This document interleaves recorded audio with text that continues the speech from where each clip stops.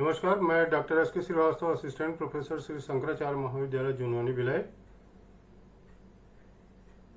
Financial management के topic capital expenditure budgeting में दो वीडियो लेक्चर के अंतर्गत मैंने बताया कि किस प्रकार से पूंजी खर्च और हमारे आगमगत खर्च होते हैं। इन व्ययों के परिप्रेक्ष्य में जो भी आवश्यक बातें हैं उनका स्पष्टीकरण मैंने अपने वीडियो लेक्चर में किया। दूसरे वीडियो लेक्चर के अंतर्गत हमने देखा कि अलग अलग प्रकार के जो रोकड़ अंतर्वाह होते हैं उसे किस प्रकार से हम अपने आदर्श वाक्य अर्थात कर के पश्चात एवं ह्रास के पूर्व के रोकड़ अंतर्वाह में उनका परिवर्तन करते हैं और परिवर्तन करने के पश्चात प्रश्न को हल किया जाता है। अब इसी क्रम को आगे बढ़ाते हैं। तीसरे भाग के अंतर्गत हम देखेंगे कि विनियोगों के प्रस्तावों का मूल्यांकन करने की अन्य विधियां कौन सी हैं। पहली विधि जिसके बारे में हमने जानकारी प्राप्त की, अदायगी अवधि पद्धति, पेबैक पीरियड। इसके पश्चात दूसरी विधि है हमारी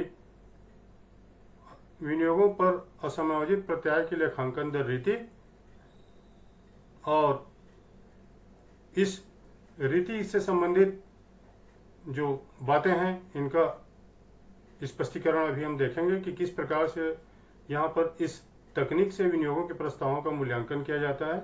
यहाँ यह बात उल्लेखित करना आवश्यक होगा कि विनियोगों के प्रस्तावों का मूल्यांकन करने की कुल 8 विधियां होती हैं और 8 विधियों में प्रमुख रूप से हम इन 3 विधियों का प्रयोग ज़्यादातर करते हैं। तो इसमें दूसरा विधि क्या है इसके बारे में अभी मैंने आप लोगों को बताया। इस विधि के अंतर्गत देखेंगे कि विनियोगों के प्रस्तावों का मूल्यांकन किस प्रकार से किया जाता है। इसमें तीसरी महत्वपूर्ण विधि होती है हमारी शुद्ध वर्तमान मूल्य विधि, जो नेट प्रेजेंट वैल्यू मेथड भी कहलाता है, एनपीवी मेथड जिसे शॉर्ट फॉर्म में कहा जाता है। तो इन दोनों विधियों के अंतर्गत विनियोगों के प्रस्तावों का मूल्यांकन किस प्रकार से किया जाता है, आइए हम जानने का प्रयास करते हैं। दूसरी विधि जिसे प्रत्याय की लेखांकन दर रीति भी कहा जाता है, इस रीति के अंतर्गत 2 प्रकार से विनियोगों के प्रस्तावों का मूल्यांकन किया जाता है। पहली विधि होती है हमारी औसत दर रीति और दूसरी होती है हमारी प्रत्याय की लेखांकन दर रीति। इंग्लिश में कहा जाता है ARR, average rate of return method, और दूसरा होता है हमारा ROI, return on investment method.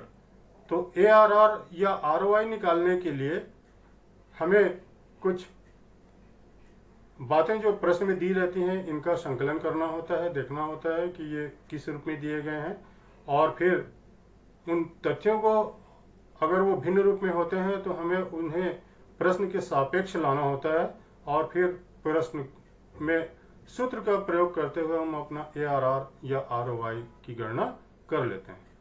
तो ARR निकालने के लिए हमारा फार्मूला होता है। सबसे पहले हम फार्मूले को ही दृष्टिगत करेंगे। फार्मूला होता है ARR is equal to average annual cash inflows minus annual depreciation upon average investment. अब इसमें जो एनुअल डेप्रिसिएशन है इसकी गणना मैंने अपने पहले वीडियो लेक्चर में आप लोगों को बताया कि किस प्रकार से हम अपना एनुअल डेप्रिसिएशन निकालते हैं।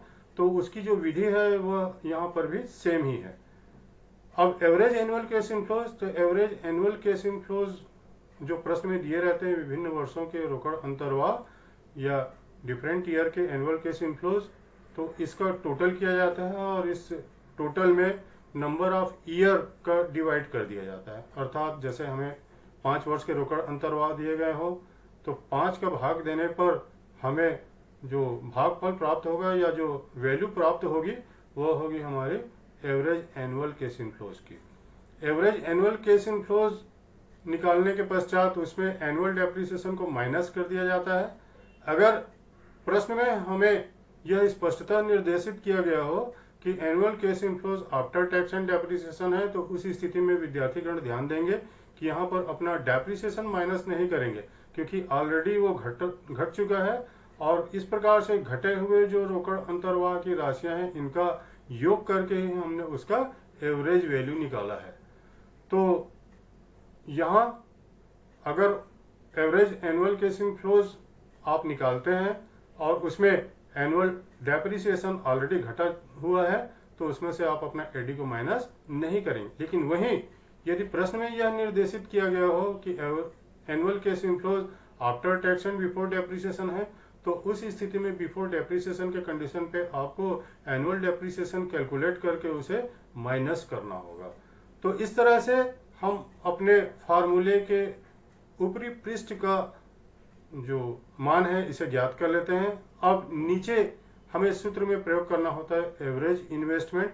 तो एवरेज इन्वेस्टमेंट के लिए हम यहाँ पर विनियोगों के प्रारंभिक मूल्य अर्थात इनिशियल कॉस्ट ऑफ इन्वेस्टमेंट में अपने साल्वेज वैल्यू को ऐड करते हैं और ऐड करने के बाद उनका एवरेज वैल्यू निकालते हैं। और इस प्रकार से जो एवरेज वैल्यू होता है, इस एवरेज वैल्यू को हम यहाँ पर अपने सूत्र में प्रयोग कर लेते हैं। तो कुल मिलाकर जब ARR निकालना होता है तो ARR निकालने के लिए एवरेज एनुअल कैश इनफ्लोज निकालना होता है, माइनस एडी करना होता है, और एडी करने के बाद एवरेज इन्वेस्टमेंट, जैसा अभी मैंने बताया कि एवरेज इन्वेस्टमेंट किस प्रकार से निकाले जाएंगे, तो उनको यहाँ पर भाग दे दिया जाता है और भाग देने के पश्चात हमको ARR प्राप्त हो जाता है। अगर एक से अधिक परियोजनाएं हो तो सभी परियोजनाओं के लिए इसी प्रकार से ARR की गणना कर ली जाती है।